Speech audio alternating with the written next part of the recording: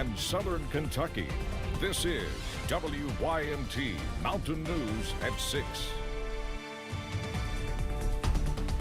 With the current snowfall in our area, it's important to know how to stay safe in the snow and also know how to get an accurate measurement of just how much has fallen. WYMT's Amelia Lee spoke with meteorologists at the National Weather Service in Jackson. Meteorologists at the National Weather Service in Jackson go outside every 6 hours to measure the snowfall, making sure to get accurate measurements and then totaling that up at the end of the day. We need to know how our forecast verified across the region. Since eastern Kentucky is geographically unique throughout the region, with mountains, hollers, and valleys scattered around, different elevations will receive different amounts of snow. If they're in higher elevations, maybe a little bit higher, low elevations, a little bit lower. So it really varies across the area, just given our terrain. With a greater difficulty finding snowfall totals in areas closer to the Virginia border. Meteorologist Jonathan Marcus says the NWS is looking for more citizen snowfall totals from folks living in Harlan, Perry, Knott, Letcher, and other counties, especially those in higher elevations. When people tell us where they are, we can figure out, oh, it snowed more on top of the mountain this time. Oh, it snowed less in this little localized valley or hollow. We can figure that out, and then that helps us improve the accuracy of our future forecasts.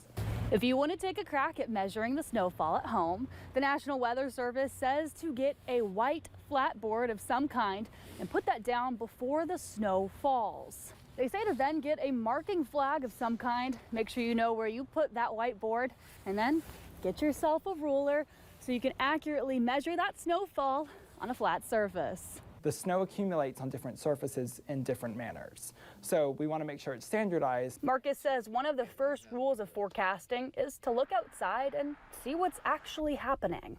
So we always really appreciate when members of the public during these events give us snow reports. However, it's important to make sure that the results are not necessarily inflated. With ways for you to be involved in your local weather. In Jackson, Amelia Lee, WYMT Mountain News. For more information, including a link on how to accurately measure snowfall at your home, just find this story on our website, WYMT.com. With the snow that came down here in eastern Kentucky, let's take a look at a couple of pictures our viewers sent in to us. It wasn't a lot of snow, but it was certainly pretty. Here's a photo we received from Leslie County. And really, this is the best type of snow in my opinion. It's pretty, but it did not stick much to the road, so it didn't cause too many issues. Here's another viewer picture. This is a snowy scene out of Johnson County. To see more viewer pics, just go to this story at WYMT.com. Winter weather has been a common theme in the bluegrass, including here in eastern Kentucky. With snow falling once again, that can pose a challenge for many crews to clear the roads here in the mountains. When snow sticks to the roads, some areas are cleared very quickly, others not so fast. Gary McQueen of the Laurel County Road Department says there can be some tricky areas throughout that county. We got a lot of steep terrain around here and a lot of bad roads around the lakes that you really got to be careful on. You know, just make sure you do everything right and be careful when you do it and try to keep people safe. It's a much different challenge in much of eastern Kentucky versus somewhere like Lexington or Louisville. The mountainous terrain creates an even bigger challenge in terms of clearing snow off the roads.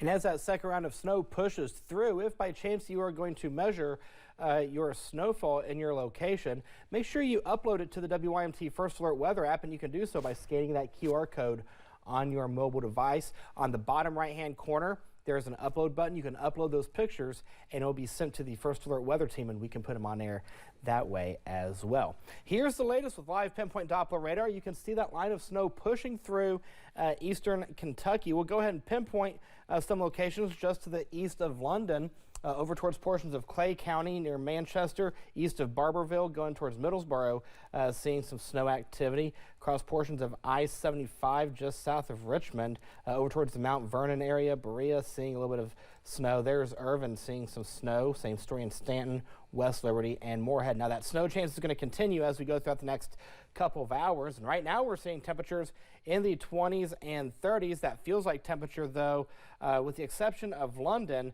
is pretty much on par with our ambient temperature. So again, we are substantially cooler as compared to 24 hours ago. 36 degrees cooler in Logan, 21 degrees cooler in London. Overnight, we'll drop down to the mid-20s. We will clear out, and then we're going to see plenty of sunshine for tomorrow, with a caveat. Details on that in the First Alert forecast in a few minutes. Steve.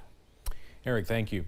In Morgan County, an Illinois woman was indicted on human trafficking charges. Elena Sparenberg was indicted on charges of conspiracy to human trafficking, solicitation of murder, solicitation of sexual abuse, and distribution of obscene matter.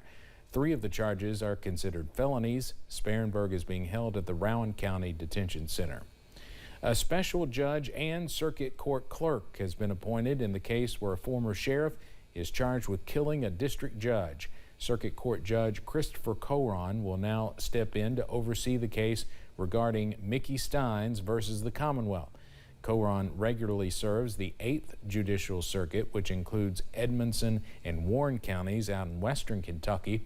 Circuit Court Clerk Courtney Shoemaker, who serves the 47th Judicial Circuit in Boyle County, has also been appointed. 3 people are facing charges after leading police on a chase through 2 counties. The chase happened last night, starting on Highway 638 in Laurel County and the Hal Rogers Parkway. Police noticed a car going at a high rate of speed. Police chased the car down before it stopped on Highway 687 in Clay County. Michael Flannery, Andrew Hall, and Misty Vaughn were arrested and taken to the Laurel County Correctional Center. Kentuckians who drive some hybrid or electric vehicles will be paying more to own them in the new year. Prices are increasing under new laws. Here's the new fee breakdown. EVs and plug-in hybrid EVs will now cost $126. It will be $62 to own an electric motorcycle. The cost is a 5% increase. Lawmakers voted to raise prices to even out road construction and maintenance costs between gas and EV drivers. The U.S. Department of Agriculture's Rural Development State Director will be in Letcher County on Friday. Dr. Tom Carew will present more than $9.5 million in grants for repairs to water systems in the Fleming-Neon area. Neon will receive $5.4 million for water line improvements and $1.7 million for lift station rehabilitation. Letcher County Water and Sewer will receive $2.5 million to help with meter replacements. The Kentucky Transportation Cabinet says construction is progressing on the Fishing Creek Bridge in Pulaski County. The work began in October and crews have removed more than 60% of the existing bridge deck. Crews are working on beam repairs as part of the $7.1 million project to prolong the bridge's lifespan. The project is on schedule to be finished by mid-April of 2025. Congressman Morgan Griffith has announced a grant worth $1.3 million to folks in Southwest Virginia. The grant comes from the Appalachian Regional Commission. Congressman Griffith says the funding will support damage assessment to outdoor recreation assets resulting from Hurricane Helene. Earlier this week, we told you about the retirement of longtime Challenger Learning Center of Kentucky Director Tom Cravens.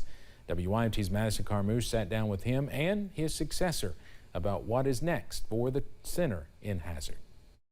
The Challenger Learning Center team is launching a new mission with Olivia Sturgill at the helm. I've stepped into a few positions where you hit the ground running and you do the best you can with it. And so this is really nice that he's there to ease this transition. Retiring director Tom Craven says he will help Olivia with her transition in a part-time role until July 2025. And so I think that it's especially important that I'm going to be around to introduce her to our partners through the region. Olivia has a background in education, integrative technology, and grant management. So we felt like Olivia had all those, she got checked off on all those things. In her transition, Olivia hopes to not only maintain the center's accomplishments, but expand on them. Gradually, I think growing our impact across the 30 counties we served is something we're looking at in the next few months. Olivia says the exposure to science, technology, engineering, art, and math is important to the region not only now, but for the future as well. that's something sort of you would like to see more children be able to take advantage of, is that we're opening doors for them, that they get to see and experience and look at future career pathways in STEM that they may not have had even thought about. As she moves forward in her role, she keeps Tom's legacy in mind. In Hazard, Madison Carmouche, WYMT Mountain News. Craven says he believes this is a good time for a transition at the center because of upgrades and increased funding in recent years. The Challenger Learning Center honored former WYMT chief forecaster Brandon Robinson recently with a gift of appreciation. During the last decade, Brandon emceed the Lego League robotics competitions hosted by the Challenger Center. Along with his retirement from WYMT, he also retired from his role with robotics. This year, the center named the Brandon Robinson Perseverance Award after him and will award it to a team each year.